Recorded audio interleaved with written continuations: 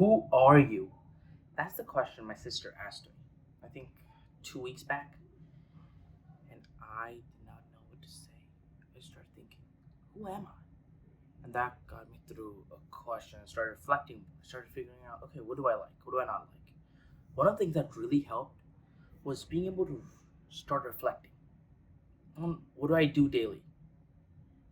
And then I realized there's a lot of things I do when I'm around people. I change myself, just tweak myself a little. And that is why I started looking at what do I do when I'm alone? Because when nobody's watching your true self. And before I talk about the three ways I reflect to be able to figure out the person I am, I want to talk about what is the value in this? Like, why would you do this? Take me, for example. I realized from these three tips I'm going to tell you later on self reflecting that it doesn't matter if I'm good at something. I want to be fearless. And what that means is I never wanted to get amazing at something. I just wanted to not be scared.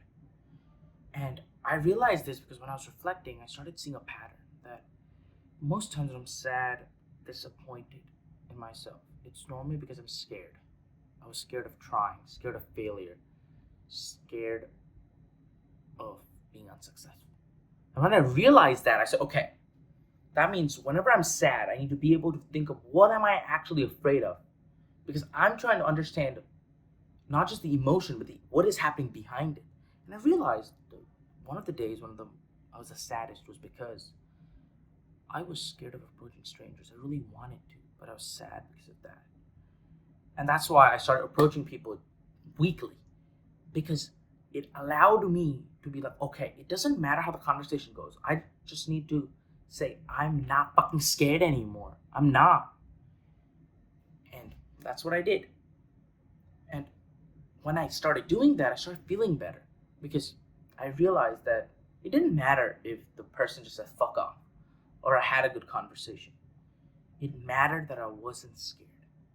Another thing I realized was my fear doesn't go away.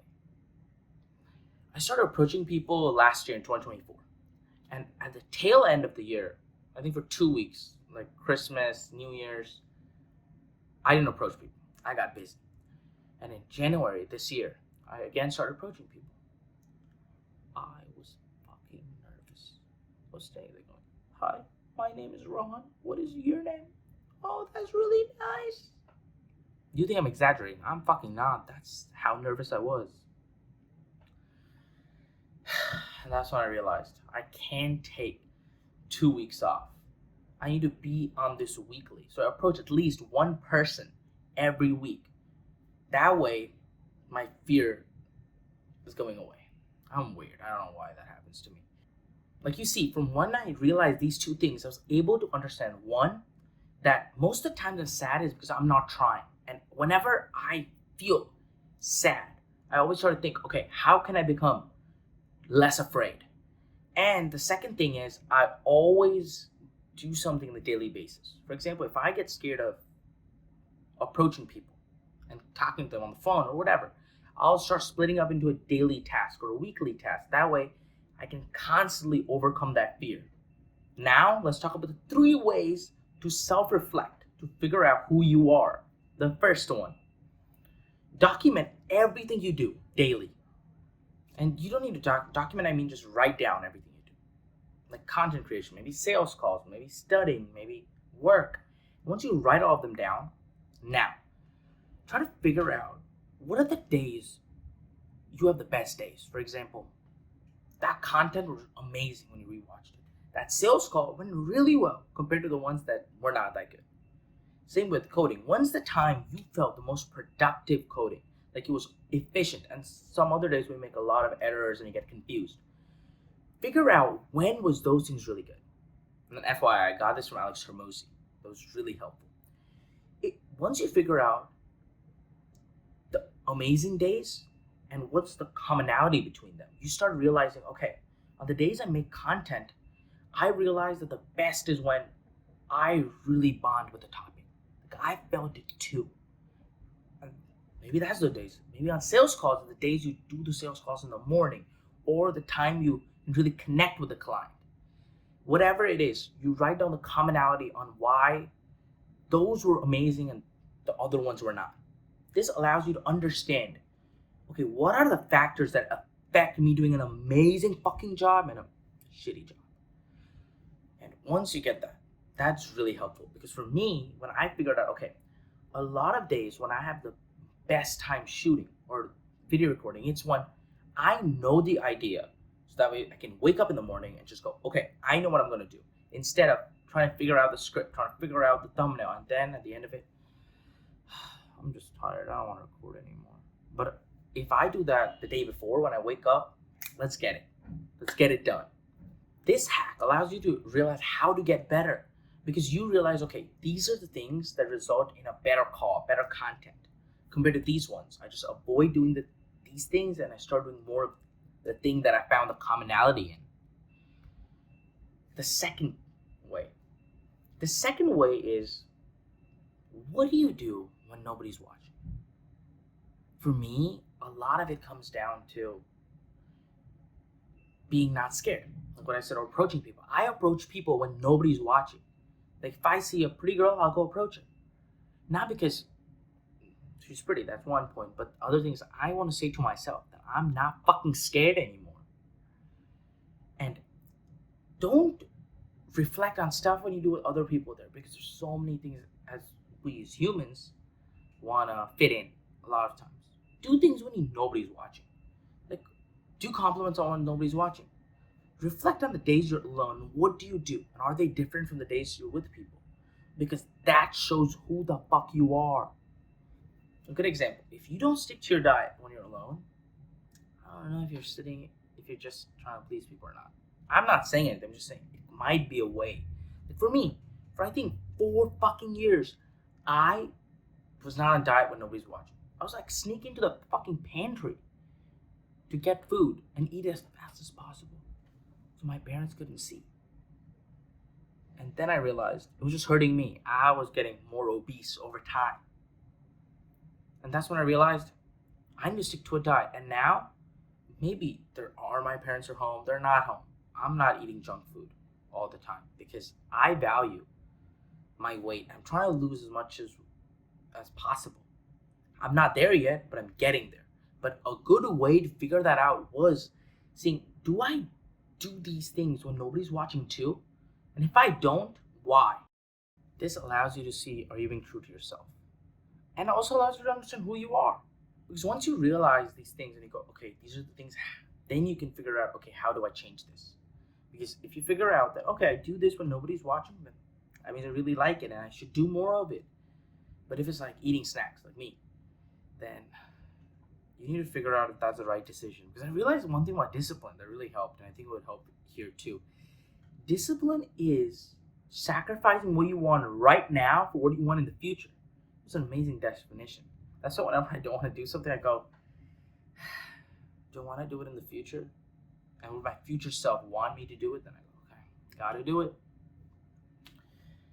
And the third thing that really helped in the self-reflecting thing was, is this activity and this day, do you feel productive or purposeful or both or neither?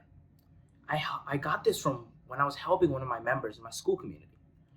She was telling me that I want to know more about myself and learn more about myself. I said, okay, that's really good. Let's try to figure it out. And just asking this every day whenever we talked was, did you feel this day was purposeful? She said, yes or no. Did you feel this day was productive? Yes or no? And just doing that allowed us to see a pattern. Like we realized that she was feeling purposeful only when she was sharing what she talked about, giving value to people, talking about things that she was passionate about. And she felt productive on days where she was getting work done, like hard skills, coding, job interviews, applying to positions, working. But she didn't feel purposeful those days. And once we figured that out, we tried to put days where she felt purposeful and productive. And they both were, where she was sharing her ideas and doing hard skills. But we would have never figured that out if we never put those days. Did you feel purposeful today? Did you feel productive today? For me, I feel purposeful and productive on days when I finish stuff on my to-do list, like do communication practice, make content, go to the gym. And there are days where I feel productive when I do a lot of schoolwork, work on my internship, but I don't feel purposeful when I don't go to the gym, when I don't do communication, when I don't do YouTube, making content. And I don't know why is that, but that allows me to go, okay, I need to do these tasks and this to feel productive and purposeful. All three of these questions allow you to understand who you are better. The first question allows you to understand when can you produce the best on the tasks you do, or what needs to happen for those tasks to be amazing. Maybe you need to be in a good mood. Maybe you need to be less nervous. All of those things. The second question allows you to understand, are you being true to yourself with these tasks? Because if you don't do these tasks when nobody's watching, you're not being true.